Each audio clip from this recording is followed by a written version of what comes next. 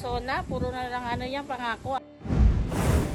Ito ang madamdaming pahayag ni Mimi Montiel ng Las Piñas City. Ayon kay Montiel, hindi pa rin niya ramdam at lalo lang umano siyang mababaon sa utang kung hindi niya siya magdoble kayod sa paghahanap buhay. Paliwanag ni Montiel, hindi naman nakarating sa kanilang lugar ang sinasabing 20 pesos na bigas.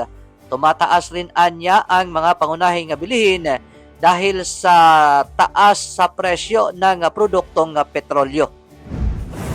Tutukan sana nila yung mga K-12 kasi katulad sa amin na mahihirap, hindi namin kayang tususin ng aming mga anak. Kaya imbis na manood at makinig anya sa SONA ng Pangulo, ilalaan na lang daw niya sa paglalabada para kumita.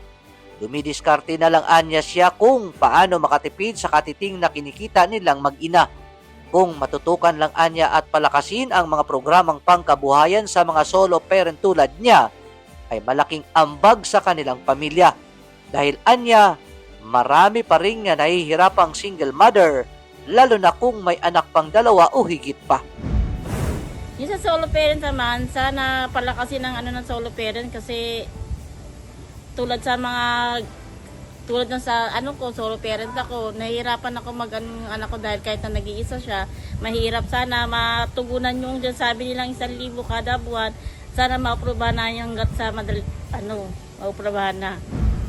Umaasa naman si Montiel na maiangat ni Pangulong BBM Jr. ang antas ng pamumuhay ng mahihirap sa kanyang nalalabing taon ng kanyang panunungkulan. Para sa President's Agenda sa ika-4 na SONA ni PBBM Jr., ito si RH27 Nochikakas DCRH. Una sa Pilipinas, una sa Pilipino.